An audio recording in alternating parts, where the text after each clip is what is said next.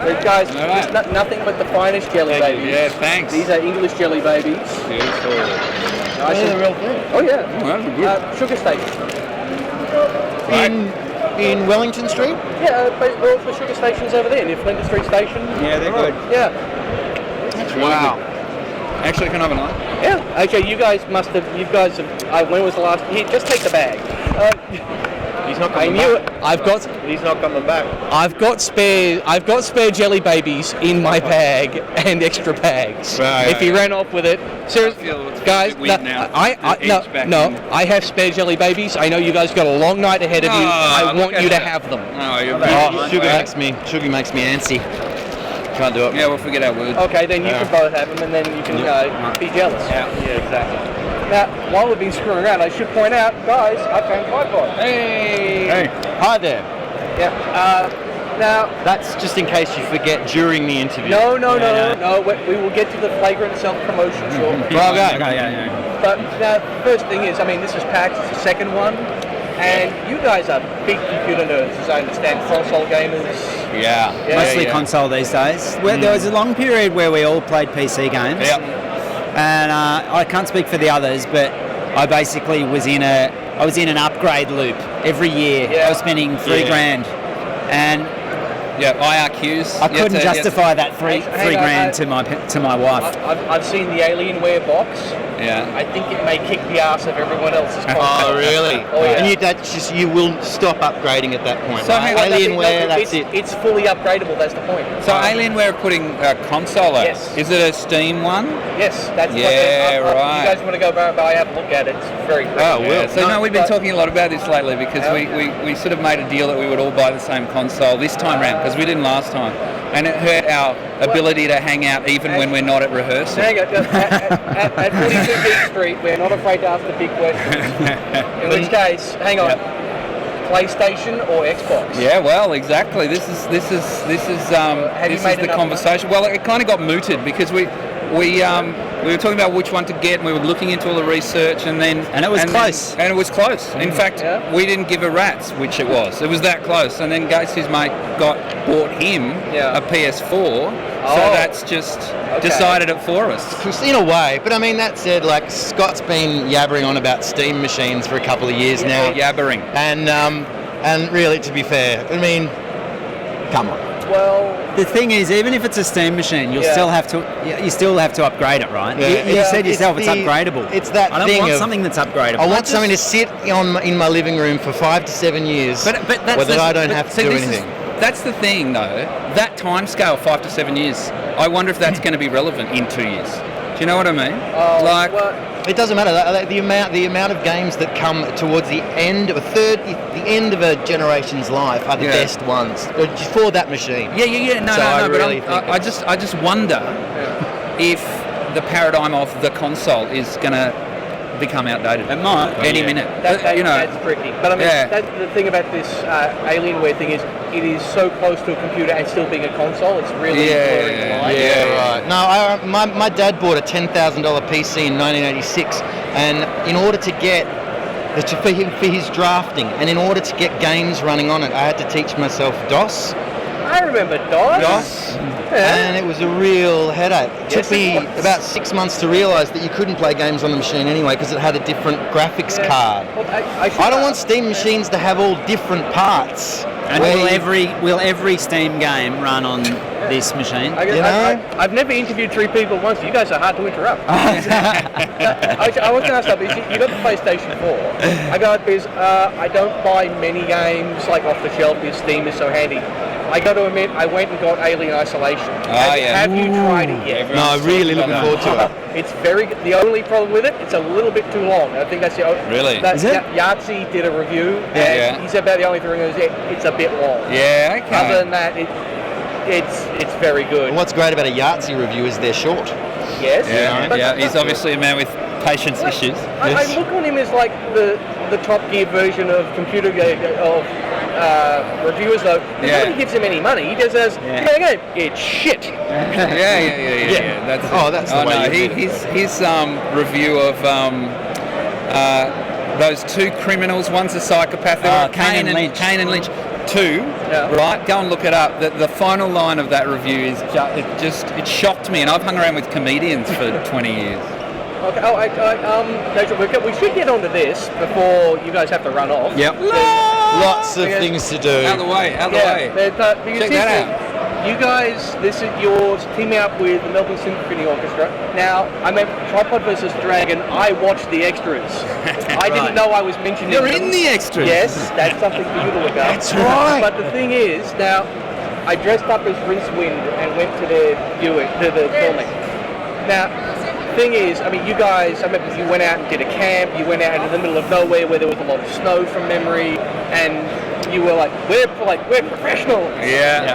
Now, the last time I heard somebody did, like, another group that did something with a famous orchestra was the Beatles, and it worked out pretty well for them. There might have been a few in between.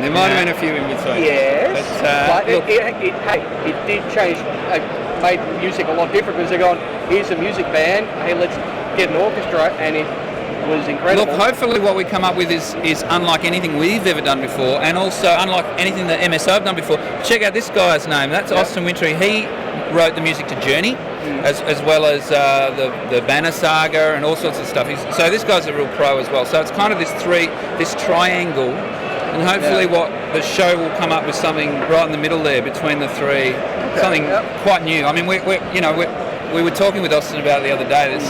Can't think of anything that's going to be like and it. He's a massive, like, the hilarious thing is, Andrew Pogson from the MSO, who put this together, is like a deep, he's just over there, he's an enormous nerd. Hang on. He's an enormous gamer. Andrew's coming over. Yep. So what you're saying We're just is, talking about your nerd credentials. Come and stand here. Here we go. Check it out. hang on. So what you're saying is, it was his idea, not yours? Pretty much. I mean, there was a lot of back and forth. Yeah. It was certainly your idea to put Austin into the mix, right? Yeah. So I did suggest the orchestrator, only because we developed a relationship with Austin over a couple of years, where he had been orchestrating a whole bunch of video game music for us for concerts in Melbourne and in Queensland. Yep.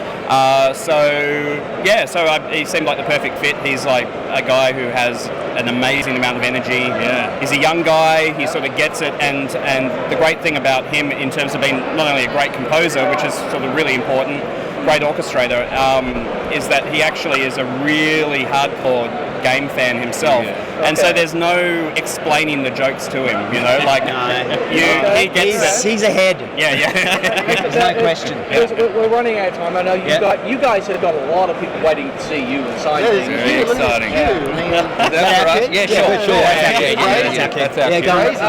Now, because when we found out we were going to get the interview, we said, okay, hey, we can ask our fans, who are fans of yours, if they had one question. Oh, yeah. What would it be? And apart from "Will you marry me?" We've gone through that a few times. Yes. Yeah, The three of us. They need to be a polygamist for that to work. Go on. No, one of the things, he's a big fan of Monty Python. He actually asked, would you guys ever work with Eric Idle? Oh yeah, if Eric called, we'd hang up straight away. I think straight away. I think You'd never work. He's a hack. He's a hack. I would work with Eric Idle circa 74. Yeah, definitely. I'll bring the TARDIS ram back and see what we can do. Our last record, Men of Substance, we were playing old Monty Python records actually in the studio, trying to work out how it is they got them so good, They're funny. Yeah, they're So are funny. you guys. They're amongst fun. There's funny and something else going on. Beatles, coming back to the Beatles, that was a comedy label originally. George Martin was a comedy producer. Okay. Yeah, so there you go. And Factoid. George Factoid Harrison produced Monty Python's movie Holy Grail. So that means and Life we. of Brian. No, you basically, at some point, We're going to get there. it's sort of like when they say you're immortal, eventually you'll end up encased in rock, unable to move. It sounds like eventually you guys are going to have to work with Eric Idle, whether you like it or not. I'd love to. Okay, well, BBC or whoever he's working for, you heard him. Get in contact, they'll do a thing. Call us. And at which point, guys, I should let you go and do another thing. Thanks, Owen. No, thank you, guys, and thank you for coming over. Thank you. Appreciate it. He's going to have the face of a fish and the body of a weasel.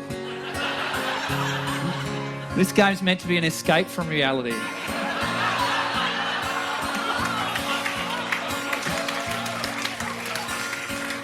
play the fucking song. Meet you by the art room door, in a circle on the hallway floor. Your teacher held you back again for drawing ogres in your textbook margin. True story.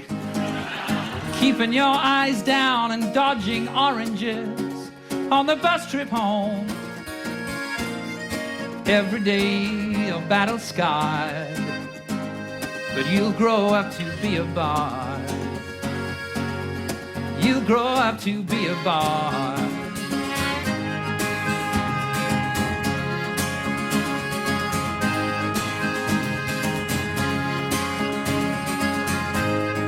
Hurt yourself at sports again. You're not made for mud and wind.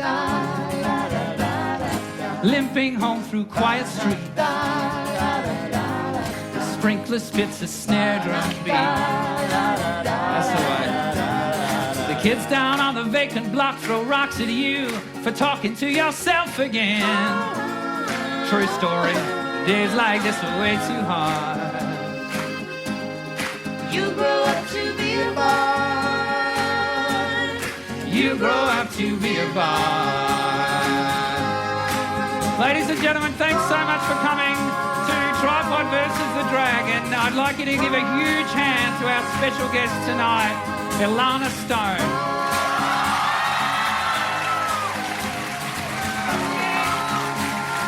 Here we go. You tell your own daughter stories. She'll get some dice of her own one day. They can trademark the name all they like. It's all ripped off Tolkien anyway. 'Cause dragons and dungeons go back. They go back a long, long way.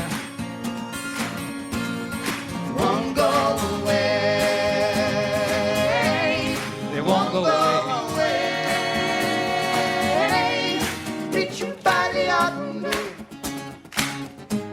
In a circle on the hallway floor. It's the hip-hop section. I made up a new map last night. It's got a dragon and a wizard fight. Yeah, made it up myself. Once the ranger and the thief get here, we can lock the door. Shut the noise out from the yard. Then we can let down our guard.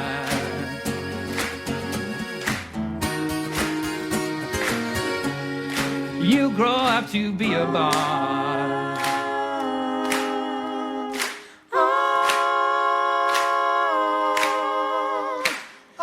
Thank you for coming to our filming of our DVD, and thanks everyone at home for watching it and possibly buying it.